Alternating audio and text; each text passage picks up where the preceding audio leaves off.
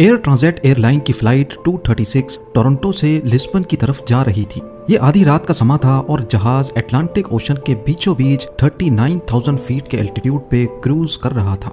ये situation pilots रोज face करते हैं और इसमें कुछ भी एबनॉर्मल जैसा नहीं था। पर जहाज में एक चीज ऐसी थी जो चंद लम्हों में ही सारी सिचुएशन को बदलने वाली थी। यहाँ आपको बताते चलें कि अटलांटिक ओशन के ऊपर 39,000 फीट के एल्टीट्यूड से भी दूर दूर तक जमीन नजर नहीं आती। वहाँ कैप्टन को अचानक मालूम पड़ा कि जहाज का फ्यूल अब खत्म होने वाला है। ये दोनों पायलट्स के लिए एक बहुत ही खौफनाक सिचुएशन थी, क्योंकि अटलांटिक ओशन के ऊपर फ्यूल खत्म होने का सिर्फ एक ही मतलब है और वो है मौत।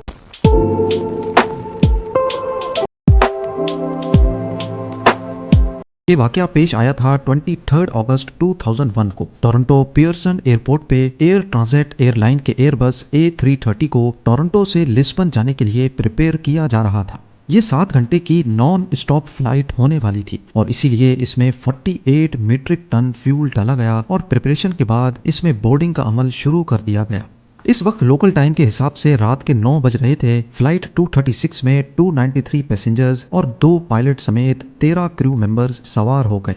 Flight captain 48 years old Robert Piche थे, जिनको 16,000 आवर्स का फ्लाइट एक्सपीरियंस था।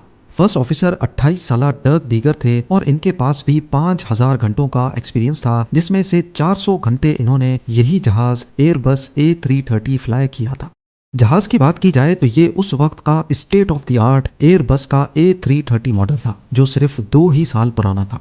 कुल मिलाकर बात यह है कि ना ही पायलट्स के एक्सपीरियंस में कोई कमी थी और ना ही जहाज में किसी किस्म का कोई फॉल्ट था। तमाम फ्लाइट चेक्स कंप्लीट करने के बाद पायलट्स फ्लाइट 236 को रनवे तक लेके गए और ATC की परमिशन से इन्होंने जहाज को टेक ऑफ कर दिया।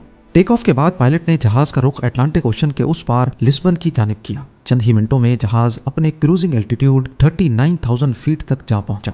अमूमन इस तरह की लॉन्ग फ्लाइट्स पे पायलट्स का ज्यादा काम नहीं होता, क्योंकि ज्यादातर काम ऑटो पायलट सिस्टम ही करता है। पायलट सिर्फ सिचुएशन मॉनिटर करते हैं और कंट्रोल टावर को अपनी लोकेशन और अपडेट से आगाह करते रहते हैं। फ्लाइट 236 को टेक ऑफ किए 4 घंटे गुजर चुके थे। अभी तक सब कुछ नॉर्मल चल रहा था और पैसेंजर केबिन में ज्यादातर लोग रात होने की वजह से सो रहे थे। जहाज अटलांटिक ओशन के ठीक सेंटर में पहुंच चुका था और यही वो लम्हा था जब जहाज में एक मसला हो गया। कैनेडियन टाइम के हिसाब से रात के 1 बजे पायलट ने जहाज के इंजन नंबर 2 यानी जहाज के राइट इंजन में एक एबनॉर्मल रीडिंग नोटिस की। इंजन में ऑयल का प्रेशर ज्यादा शो हो रहा था, ऑयल की क्वांटिटी कम और ऑयल टेम्परेचर भी लो इंडिकेट हो रहा था। इस तरह का एरर पायलट्स अपने कैरियर में पहली बार देख रहे थे। उन्होंने फौरन फ्लाइट मैनुअल खोला और इस अजीब एरर के बारे में जानने की कोशिश की। नॉर्मली जब जहाज ऑपरेशनल होता है तो वक्त के साथ ऑयल टेम्परेचर बढ़ता है, लेकिन यहाँ वो लो टेम्परेचर इंडिकेट कर रहा था, जो कि किसी भी तरह नॉर्मल नहीं था। उनको फ्लाइट मैनुअल में इस एरर के बारे में कोई इन्फॉर्मेशन ना मिल सकी। पायलट्स ने कनाडा में एयर ट्रांजिट के मेंटेनेंस यूनिट से कांटेक्ट किया और उनको इस एरर के बारे में आगाह किया। बदकिस्मती से मेंटेनेंस यूनिट को भी इस एरर के बारे में मालूम नहीं था। उन्होंने पायलट को कहा कि वो इस एरर को मॉनिटर करते रहें, वो थोड़ी देर बाद उनसे दोबारा कांटेक्ट करेंगे। अगरचे जहाज के राइट इंजन में ऑयल की फॉल्टी रीडिंग्स शो हो रही थी, लेकिन परवाज में किसी किस्म का भी कोई मसला नहीं था। पायलट्स ये सोचकर रिलैक्स हो गए कि शायद कोई फॉल्टी सेंसर ऑयल की गलत रीडिंग्स दे रहा है। लेकिन आधे घंटे के बाद कैप्टन के सामने एक और एडवाइजरी मैसेज डिस्प्ले हुआ। ये मैसेज ऑयल से रिलेटेड नहीं बल्कि फ्यूल से रिलेटेड था। कमर्शियल एयरलाइंस का फ्यूल उनके विंग्स में इक्वली डिस्ट्रीब्यूटेड होता है और ये नोटिस किया गया कि फ्लाइट 236 के दोनों विंग्स में एक जितना फ्यूल नहीं है। राइट विंग में फ्यूल की क्वांटिटी लेफ्ट के मुकाबले में कम थी। अब नॉर्मली ये मसला भी इतना सीरियस नहीं होता, क्योंकि इस मसले को फ्लाइट के दौरान ही फिक्स किया जा सकता है।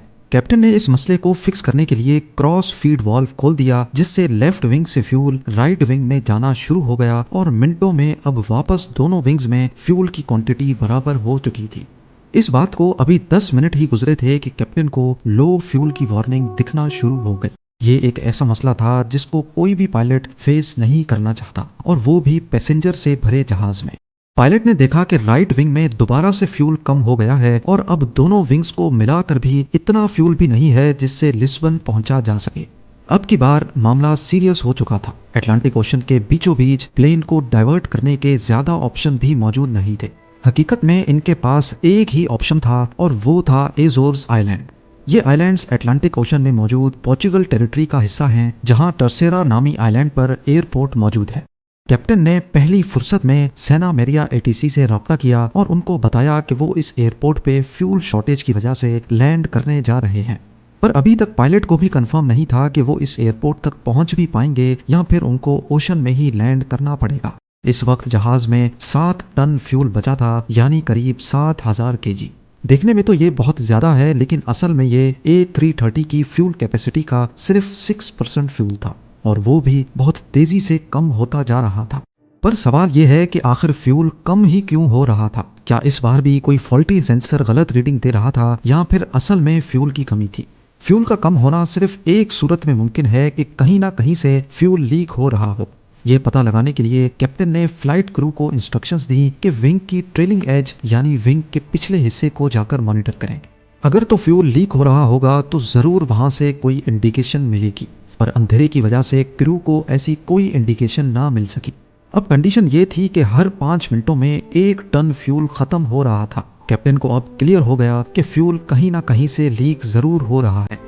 उनके पास अब सिर्फ 25 मिनटों का फ्यूल बाकी बचा था, जिससे टर्सेरा एयरपोर्ट तक भी पहुंचना मुमकिन नहीं था।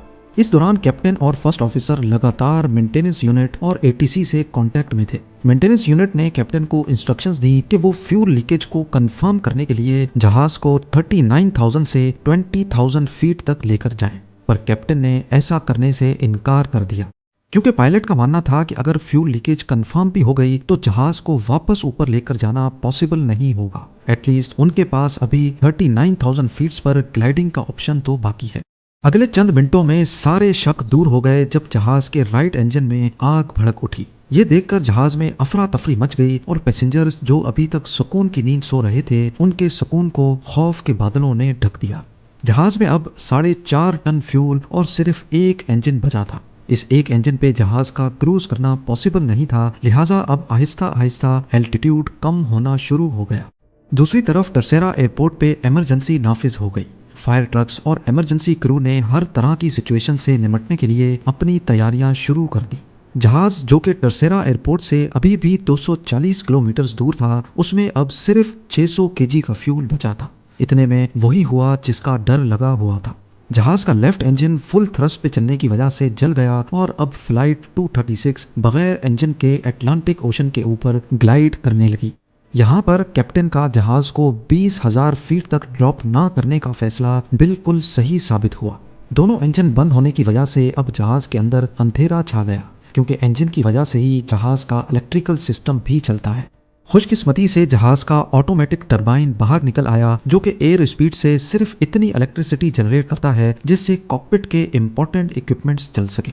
अब टर्सेरा एयरपोर्ट 120 किलोमीटर दूर था। जहाज 30,000 फीट तक नीचे आ गया था और कैप्टन को यह डिस्टेंस सिर्फ ग्लाइड करके पार करना था। पैसेंजर केबिन में अंधेरा और पिन ड्रॉप साइलेंस ने एक खौफ का समा बनाए रखा था, ऐसी खामोशी जो शायद किसी आफत का इशारा दे रही थी। वर्स्ट केस ये था कि अगर जहाज एयरपोर्ट तक ना पहुंच पाया तो उसको ओशन में ही लैंड कराना पड़ेगा। इसी वजह से क्रू ने पैसेंजर्स को पानी में लैंडिंग के हवाले से प्रिपेयर करना शुरू कर दिया। ओशन में लैंडिंग हर तरह से खतरनाक होती है, क्योंकि अगर तो पैसेंजर इम्पैक्ट से बच भी गए तो पानी में डूब सकते हैं, और अगर पानी में नहीं डूबे तो ठंडे पानी की वजह से हाइपोथर्मिया से मर सकते हैं। अब नॉर्मली बगैर इंजन के पैसेंजर प्लेन को ग्लाइड करना बहुत मुश्किल होता है। सब कुछ प्लेन के पिच कंट्रोल पे डिपेंडेंट था, जिसको पायलट मैनुअली स्टिक से कंट्रोल कर रहे थे। जहाज का एल्टीट्यूड 2000 फीट पर मिनट के हिसाब से ड्रॉप हो रहा था, यानी अगले 15 मिनटों में या तो जहाज एयरपोर्ट पर पहुंचेगा या फिर ओशन में।